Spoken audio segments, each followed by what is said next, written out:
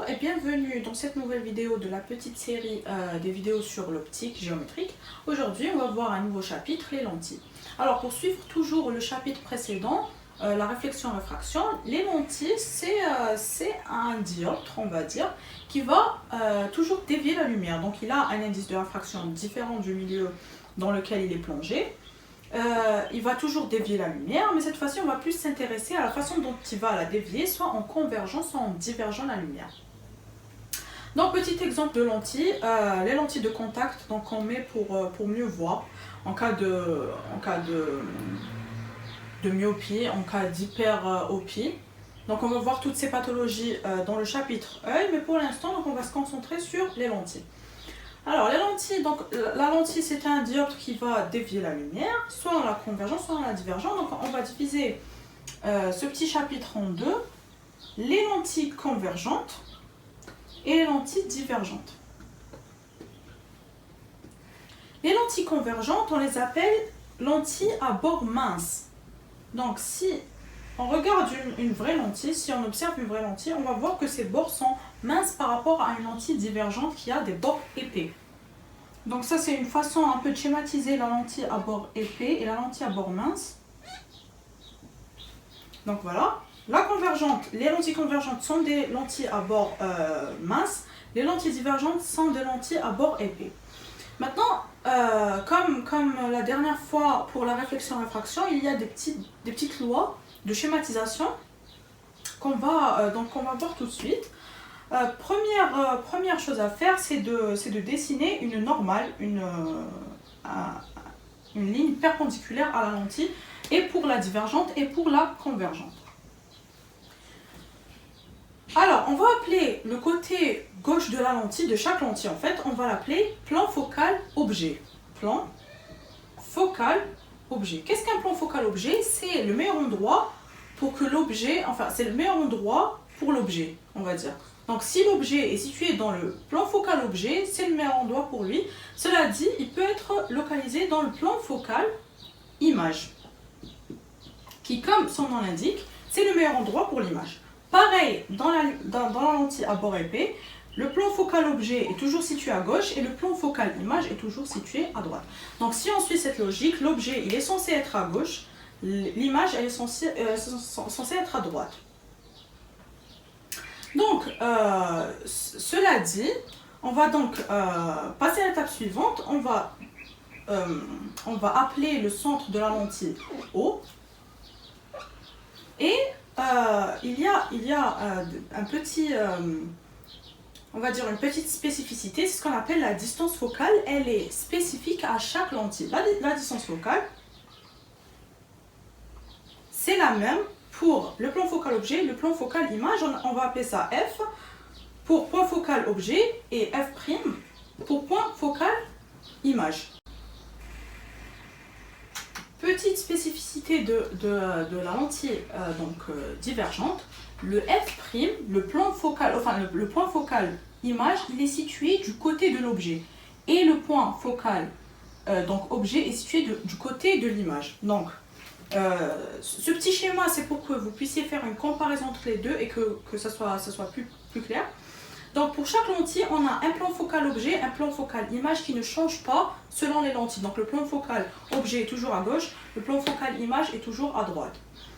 Pour les points focaux, on va voir ce que c'est qu'un point focal et une distance focale. Donc, pour les points focaux, le point focal objet, dans la lentille convergente, il est toujours du côté de l'objet. Le point focal image pour la lentille convergente, il est toujours du côté image. Quand on vient à la lentille divergente, on inverse. L'objet, le plan focal objet reste toujours à gauche, mais le point focal image vient à la place de l'objet. Et le plan focal image est toujours à droite, mais le point focal objet est à droite aussi. Alors, qu'est-ce que le point focal image et objet? C'est d'abord pour l'objet. Le point focal objet, c'est la situation de l'objet, c'est-à-dire si je pose l'objet au niveau de ce F, au niveau du point focal objet, l'image, elle sera projetée à l'infini. Pareil, si j'ai une image ici au point F', ça veut dire que j'ai un objet qui est à l'infini. Donc, c'est simple pour les points focaux. Qu'est-ce qu'un point focal objet? C'est le point sur lequel l'objet est situé pour donner une image à l'infini. Et qu'est-ce qu'un point focal image? C'est le point sur lequel l'image est située si on a un objet projeté à l'infini. Pareil, c'est exactement pareil pour la lentille divergente. Donc, la seule différence entre la convergente et la divergente, en fait, ce n'est pas la seule, mais pour l'instant, la seule différence qu'on a vue pour la lentille convergente et divergente, c'est que la convergente, elle a ses points focaux qui sont, on va dire, qui sont à l'endroit précis du plan focal objet et image. Pour la lentille divergente, c'est inversé. Alors maintenant qu'on a vu ça, on va schématiser chaque cas pour la lentille convergente puis pour la lentille divergente. Avant de continuer, donc petite remarque avant de continuer la schématisation, on va voir les types de lentilles pour chaque catégorie, donc les lentilles convergentes et les lentilles divergentes. Les lentilles convergentes sont les lentilles à bord mince et les lentilles divergentes sont des lentilles à bord épais. Les lentilles convergentes, donc il en existe trois, en fait il en existe trois pour chaque catégorie. Première lentille, c'est la biconvexe. On voit que c'est une lentille à bord mince et qu'elle a deux convexités. Donc lentille biconvexe, c'est la première lentille convergente. Deuxième lentille convergente, c'est la plan convexe. Vous allez le remarquer tout de suite, en fait, tout ce qui est convexe est une lentille convergente. Le troisième type, c'est le ménisque convergent. Vous voyez très bien que c'est toujours des bords minces et c'est toujours convexe. Donc le ménisque convergent, c'est le troisième type de lentille convergente. Donc trois types de lentilles convergentes, la biconvexe, le plan convexe et le ménisque convergent. Les types de lentilles divergentes, c'est exactement le contraire de ça. Donc la biconcave, regardez ici les bords, ils sont épais. Donc biconcave, c'est une lentille divergente. La plan concave,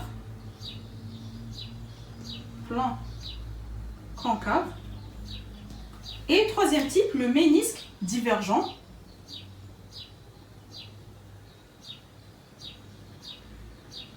Toujours des bords épais, donc ménisque divergent.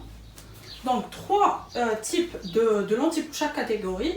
Le biconvexe, la lentille biconvexe pour la convergente et la lentille biconcave pour la divergente. Le plan convexe pour la convergente et le plan concave pour la divergente. Le ménisque convergent pour les lentilles convergentes tout simplement et le ménisque divergent pour les lentilles divergentes. Donc après avoir vu les lentilles un peu en détail, on va s'attaquer à la schématisation de chacune d'elles. Donc après avoir vu les différents types de lentilles, on va passer à la schématisation qui est une étape importante pour la résolution des exercices. On va commencer avec les lentilles convergentes. Alors, une lentille convergente, donc on commence par dessiner une lentille à bord mince. Donc, lentille convergente, le centre optique et la normale. On schématise le point focal objet, toujours au niveau du point focal du plan focal objet, et le point focal image, F', qui est au niveau du plan focal image. Alors, il existe plusieurs cas pour la convergence et un seul cas pour la divergence. Donc, on va commencer par les lentilles convergentes. Premier cas, quand l'objet est situé après le point focal objet. Donc, l'objet, on va appeler ça objet AB. Donc, AB. Il est situé après le point focal objet. Donc, centre optique, point focal objet.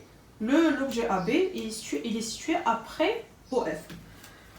Alors, premier détail important, il existe donc deux points, on va prendre deux points de l'objet, le point A et le point B. L'image du point A est toujours sur la normale. Donc, pour un objet qui est situé sur la normale ou un point de l'objet qui est situé sur la normale, l'image de ce point-là est toujours sur la normale mais du côté image. Donc souvenez-vous de ça. Pour le point B, il existe une règle, c'est de dessiner deux rayons lumineux. Premier rayon lumineux, c'est le rayon qui va être perpendiculaire à la lentille, comme ceci.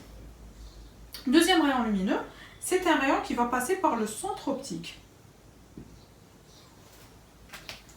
Alors, comment dessiner l'image de cet objet? C'est simple. Tout rayon qui passe par le centre optique ne sera pas dévié. Donc, il va continuer sur sa trajectoire, pardon. Donc, il va continuer directement sur sa trajectoire. Tout rayon lumineux qui va être perpendiculaire à la lentille va passer par F'. Donc, il sera dévié en passant par F'.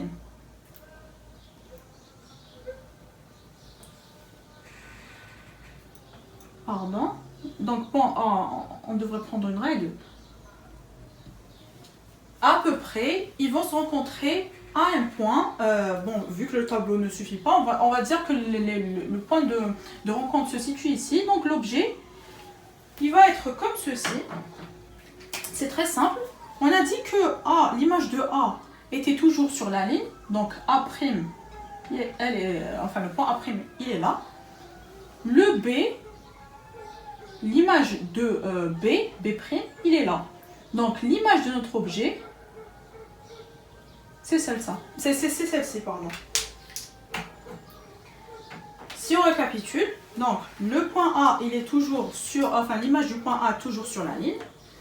Le point B, on dessine deux rayons. Le rayon qui passe par le centre optique ne sera pas dévié. Le rayon qui est perpendiculaire à la lentille sera dévié et passera par F'. La rencontre des deux rayons donc, va donner une image A'B' qui est plus grande vu que c'est une lentille. Donc image plus grande. Plus grande que quoi? Plus grande que l'objet. Et elle est inversée. C'est pas toujours le cas, on va le voir. Donc c'est une image plus grande et inversée comme on le voit ici. Donc l'objet AB il est orienté vers le haut. L'image A'B' est orientée vers le bas. Donc c'est une image plus grande et inversée. Maintenant, comment on sait si c'est une image réelle ou virtuelle? Alors c'est très simple. L'objet, pour la lentille convergente, l'objet qui est situé dans son plan focal, dans le plan focal objet, c'est un objet réel. L'image qui est située dans son plan focal, donc plan focal image, c'est une image réelle. Si c'était l'inverse, si l'objet il était dans le plan focal image, ça aurait été un objet virtuel.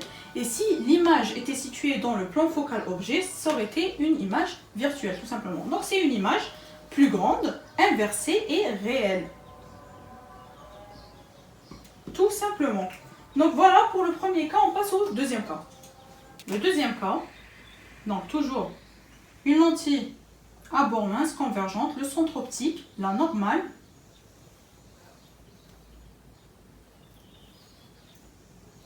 La normale qui passe par le centre optique, donc O, F pour le point focal objet, F' pour le point focal image, la distance OF égale à la distance OF'. Donc deuxième cas, quand l'objet est situé entre O et F. Souvenez-vous, pour le premier cas, c'était quand l'objet est situé après F. Là, c'est quand l'objet se situe entre O et F, donc avant F. L'objet toujours AB. C'est exactement les mêmes règles. Le point A aura son image sur la normale, mais du côté de l'image. Le point B, on va dessiner donc deux rayons. Premier rayon perpendiculaire à la lentille. Deuxième rayon, il passe par le centre optique. Le rayon qui passe par le centre optique ne sera pas dévié. Le rayon qui passe par, le rayon qui est perpendiculaire à la lentille passera par F' comme tout à l'heure, rien ne change. Si on s'attarde un peu sur cette image, on verra que les deux lignes ne se rencontreront jamais. Elles sont en train de s'éloigner l'une de l'autre. Ce qui fait qu'on va les faire rencontrer, mais du côté de l'objet. Regardez ici, si on longe les deux lignes, des pointillés.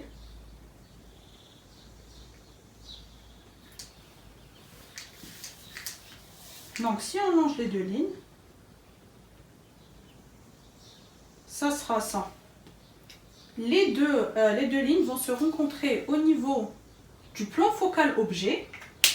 Souvenez-vous que l'image de A sera toujours sur la ligne, sur donc la normale. Quand A est du côté image, c'est une image qui sera réelle. Dans ce cas, elle ne va pas être du côté image, elle va être du côté, enfin sur le plan focal, donc objet. Voici l'image de B'.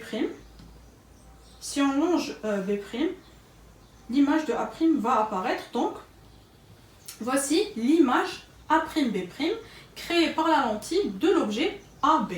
Qu'est-ce qu'on remarque? Alors, c'est simple, donc 3 paramètres. L'image, elle est plus grande que l'objet. Donc, image plus grande.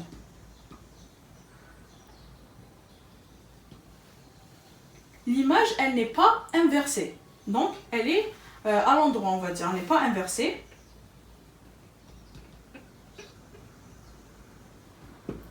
Mais elle n'est pas réelle puisque A', enfin A' et B' ne sont pas du côté image. Souvenez-vous, le plan focal image est du côté droit, le plan focal objet est du côté gauche. L'image A'B' s'est créée au niveau du plan focal objet, donc c'est une image virtuelle. Tout simplement. Donc, premier cas, quand l'objet est situé après F, enfin le premier cas nous a donné une image qui est plus grande, elle était inversée, souvenez-vous, et elle était réelle puisqu'elle était dans son plan focal. Le deuxième cas, quand l'objet est situé entre le centre optique et le point focal objet, ça va nous donner une image qui est plus grande. Elle est non inversée, elle est à l'endroit comme l'objet, et elle est virtuelle puisqu'elle est située dans le plan focal objet et non dans le plan focal image. Tout simplement, on passe au troisième cas. Troisième cas, toujours la lentille convergente, lentille à bord mince, centre optique, on va dessiner la normale qui passe par le centre optique, le point focal objet et le point focal image. La distance OF est égale à la distance OF'. Le troisième cas, c'est quand l'objet est situé directement sur F. Je vous ai dit tout à l'heure que quand l'objet est sur F, l'image, elle était à l'infini. On va voir ça tout de suite, comment est-ce que l'image peut être à l'infini. Donc, premier, toujours les mêmes règles, toujours un rayon perpendiculaire, un rayon qui passe par le centre optique. Le rayon qui passe par le centre optique ne sera pas dévié. Le rayon qui passe qui est perpendiculaire à la lentille va passer par F'. Et voilà le résultat. Quand on regarde ce résultat, on se rend compte que bien sûr, comme le cas précédent, les deux lignes ne vont jamais se rencontrer du côté de F'.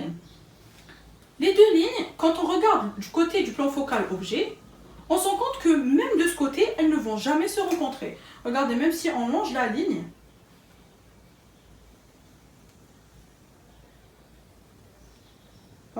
donc si on longe la ligne, on voit tout de suite qu'en fait elles ne vont se rencontrer ni en bas ni en haut. C'est ça une image à l'infini. Bon, c'est pas l'infini des mathématiques, hein, c'est l'infini en biophysique, c'est le point le plus loin que l'œil peut voir ou que la lentille qu'on peut voir à travers la lentille.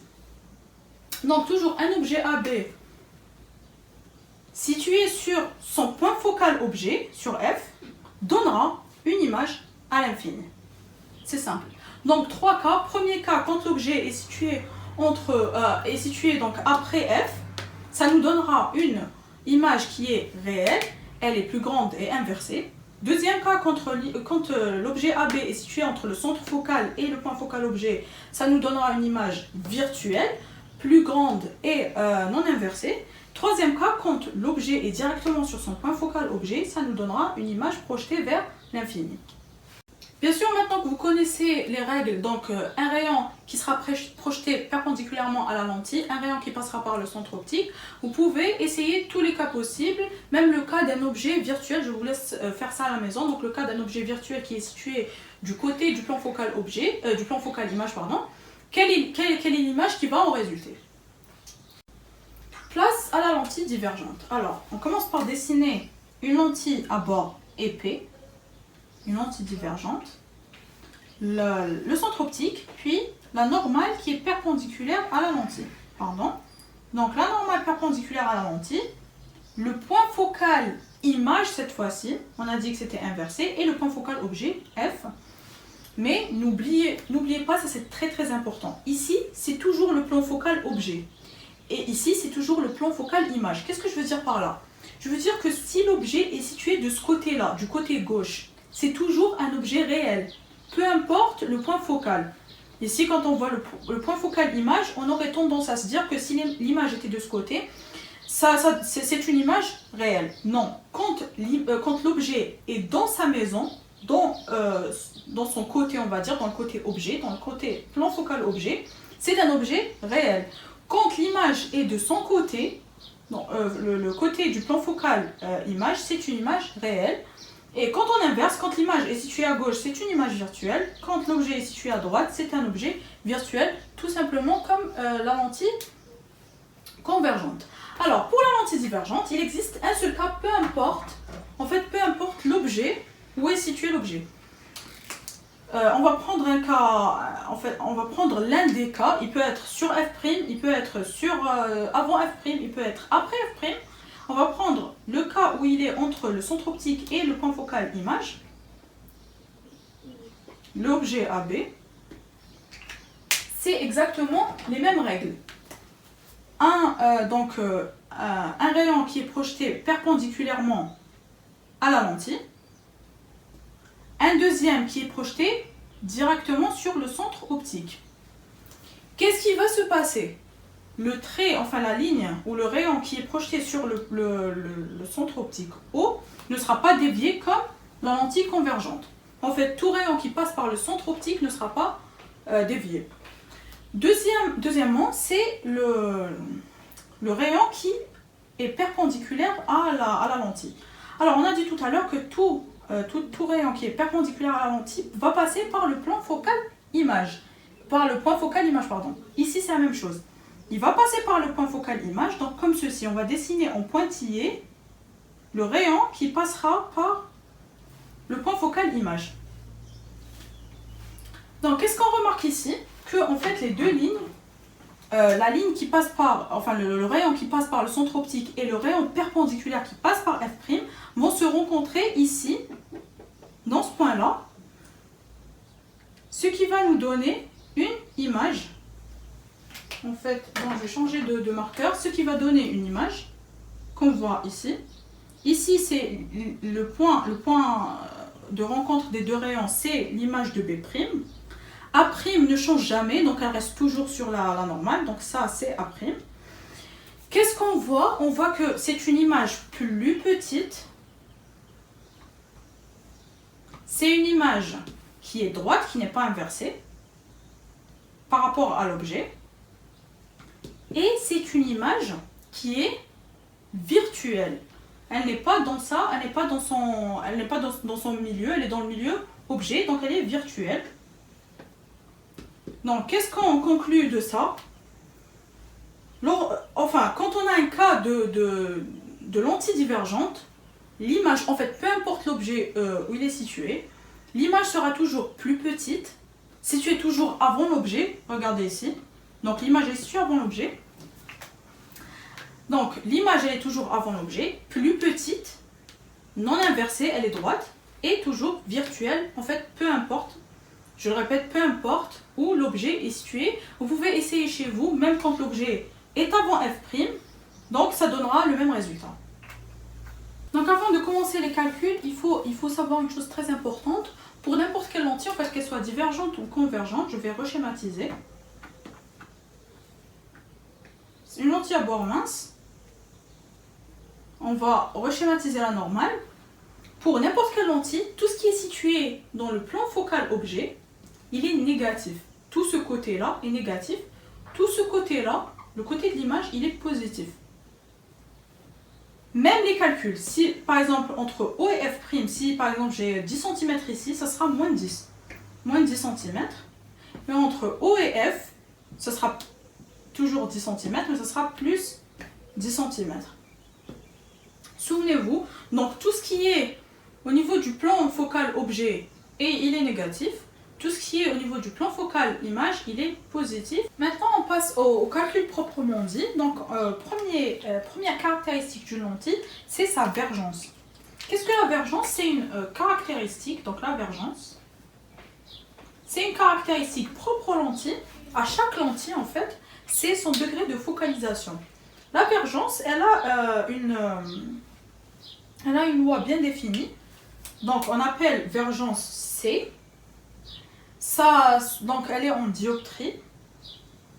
C'est ça les dioptries.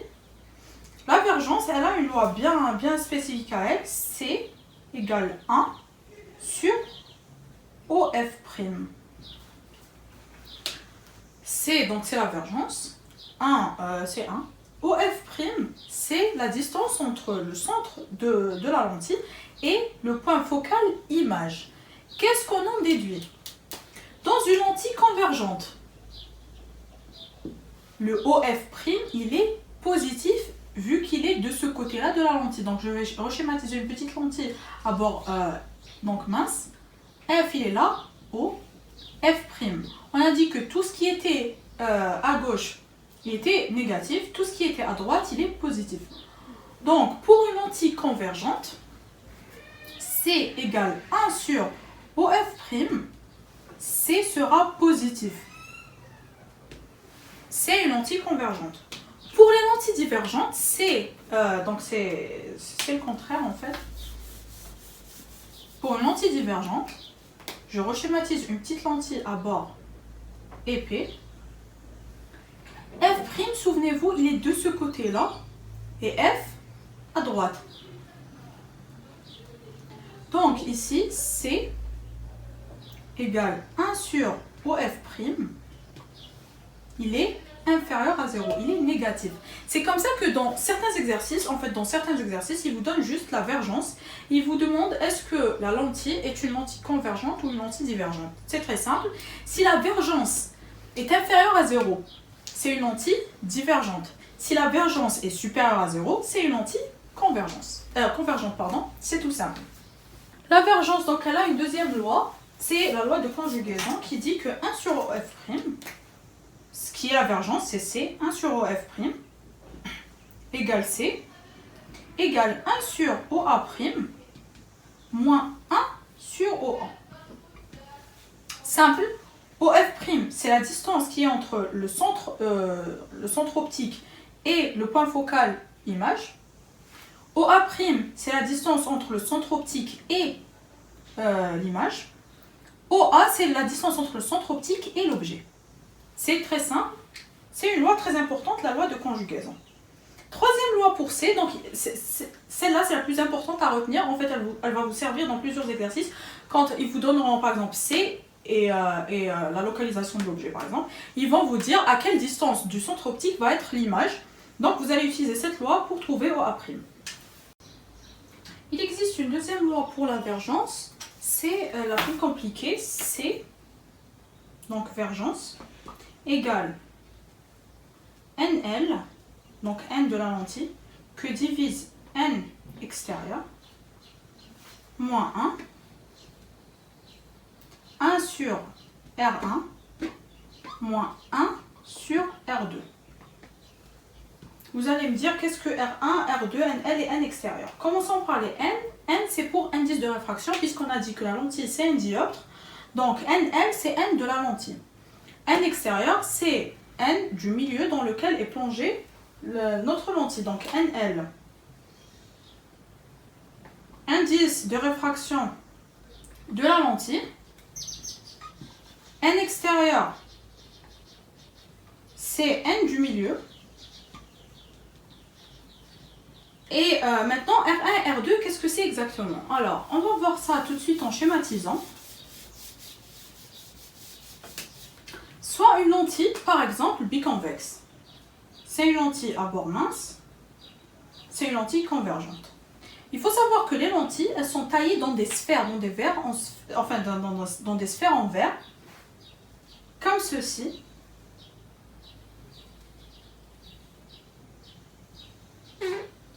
Donc voilà, c'est des sphères en verre dans lesquelles vont être taillées les lentilles.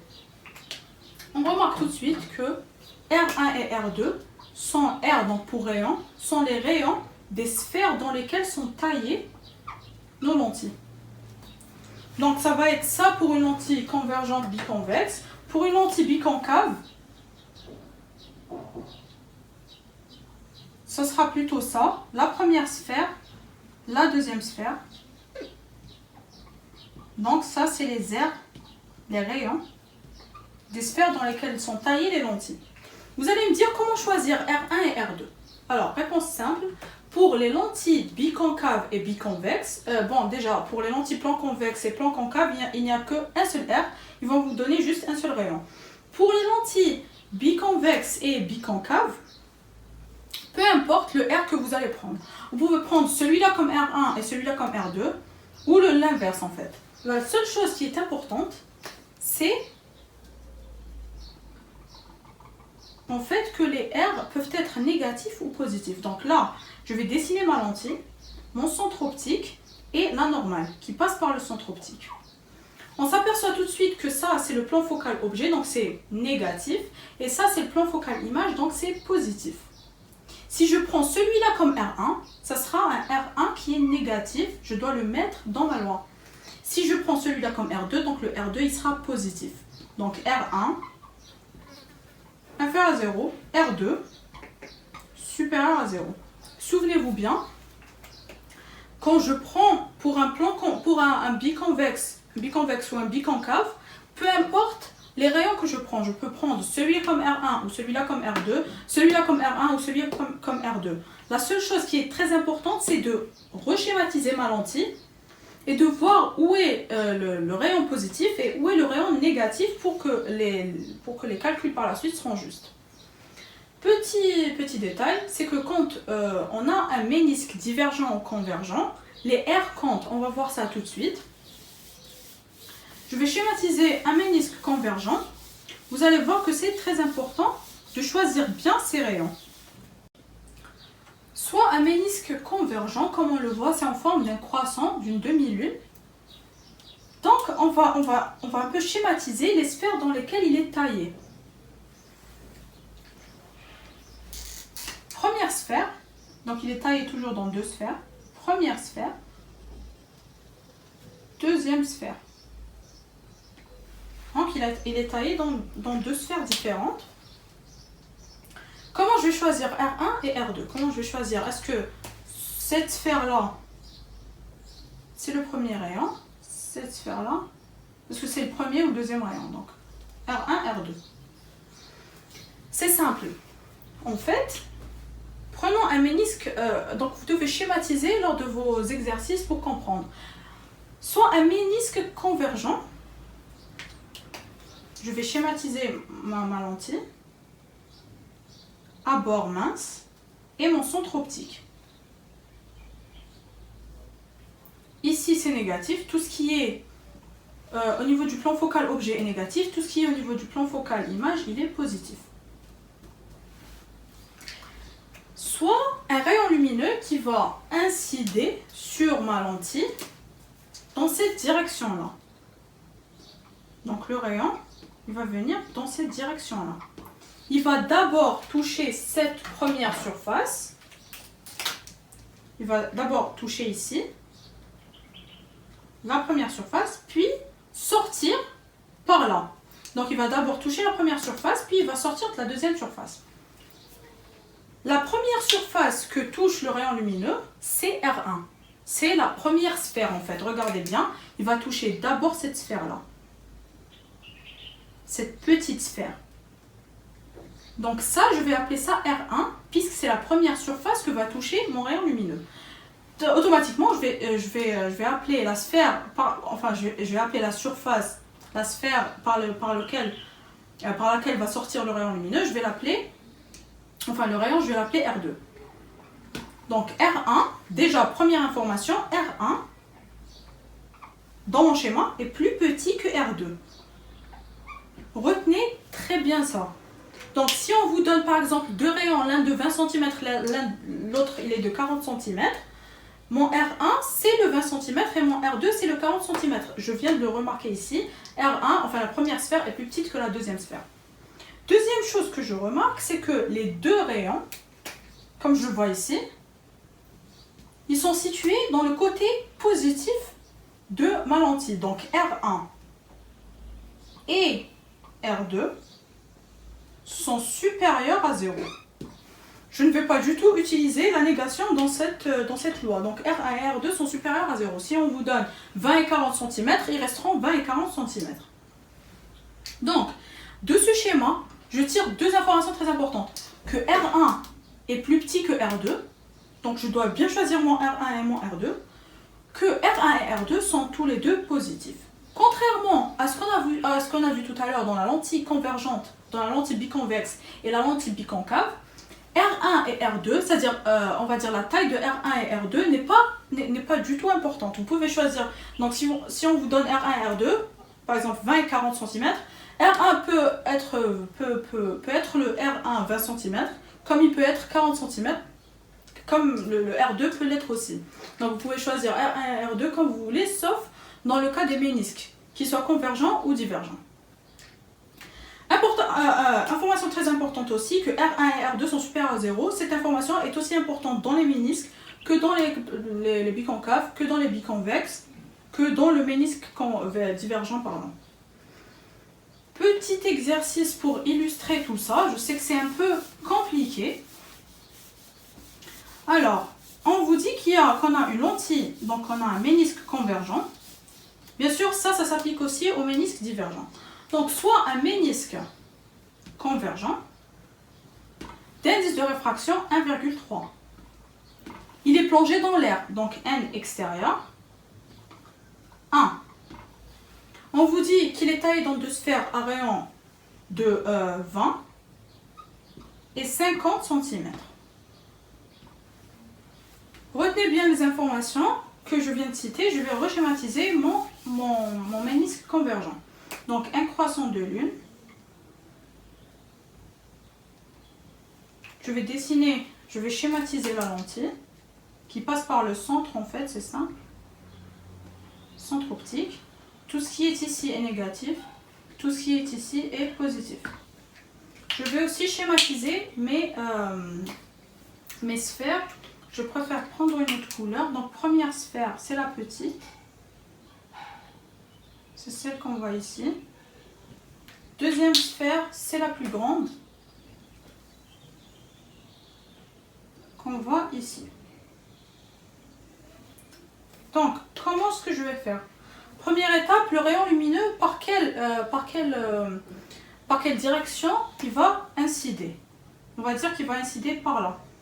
Donc, il va d'abord frapper la surface de la petite sphère. Donc, il va d'abord frapper ici, R1, parce que c'est la première surface à être touchée.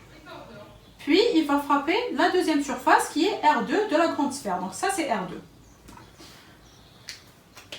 Grâce à ce schéma, on voit très bien que R1 est plus petit que R2. Donc, R1, comme l'exercice le dit, R1 est égal à 20 cm.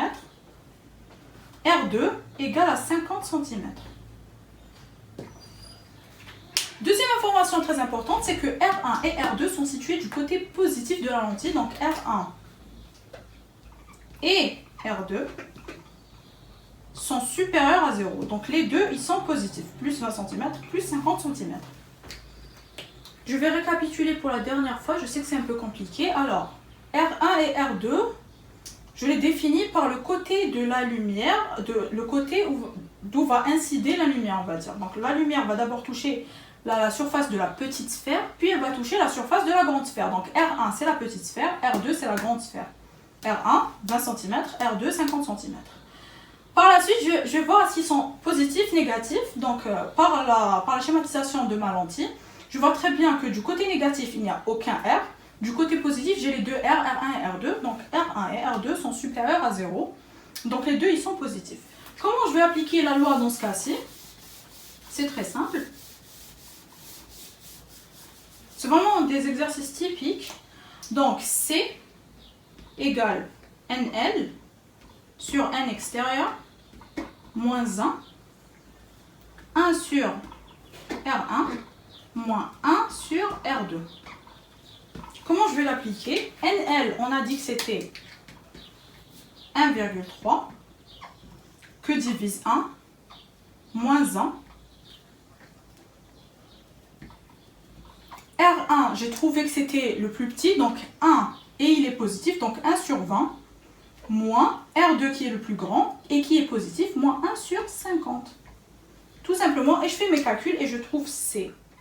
Dans le cas où on ne vous donne pas, par exemple, F'. Donc, je ne vous ai pas dit le cas où on va appliquer celle-ci et le cas où on va appliquer la relation de conjugaison. C'est simplement un souci de données. Si on vous donne NL et N extérieur, R1 et R2, et on ne vous donne pas OF' ou OA' et OA, vous êtes obligé d'utiliser cette loi. Si on vous donne OF', c'est très simple, vous allez utiliser 1 sur OF' est égal à C. Si on vous donne OA' et OA, vous allez tout simplement utiliser 1 sur OA' moins 1 sur OA. On va finir cette petite vidéo en donnant en fait deux lois, les deux dernières lois du chapitre lentilles. C'est le grandissement, en fait c'est une seule loi, un seul grandissement qu'on peut calculer de deux façons différentes. Donc gamma, c'est le grandissement. C'est tout simplement la capacité de la lentille à agrandir l'objet. Alors, le grandissement, donc, c'est deux lois différentes. Soit OA', donc la distance entre le centre focal et l'image, divisée par la distance entre le centre focal et l'objet. Ce grandissement-là, il peut être négatif comme il peut être positif. On l'a vu tout à l'heure, soit OA', imaginons que c'est un objet réel et une image réelle, OA' il est négatif, enfin plutôt OA il est négatif, OA' il est positif, donc gamma sera donc négative. Quand gamma est négatif, ça veut dire que quand gamma est positif, ça veut dire que l'image elle est droite, elle n'est pas inversée, comme dans le cas où l'objet il est situé entre O et F'. Entre O et F, pardon. Le cas où gamma est inférieur à 0, c'est le cas de l'image inversée, comme le premier cas qu'on a vu dans la lentille convergente, quand l'objet est avant ou après F. Deuxième loi du grandissement, c'est A'B' en valeur absolue que divise AB. C'est la taille de l'image divisée par la taille de l'objet. Cette loi-là, elle sert plutôt à trouver la taille de l'objet ou la taille de l'image qui résulte de l'objet, en fait, des rayons à travers la lentille, plus qu'à calculer gamma lui-même. Donc gamma, le plus souvent, quand vous voulez le calculer dans les exercices, ça sera plutôt OA' divisé par OA. Il est soit négatif, soit positif. Pour gamma, donc ici, c'est en valeur absolue, même gamma, il est en valeur absolue, c'est A'B' que divise AB, donc c'est la taille de l'image que divise la taille de l'objet, et c'est toujours positif. Donc voilà, on a terminé ce petit chapitre, donc les chapitres des lentilles. La prochaine fois, Inch'Allah, on va se retrouver pour traiter l'œil, la loupe et le microscope. Je vous conseille de faire plein d'exercices de la série bêta. Malheureusement, la série bêta, on n'a pas pu la faire ensemble, mais elle existe sur internet, et même le corrigé de la série bêta, il existe en détail. En attendant la vidéo prochaine, je vous souhaite bon courage et merci.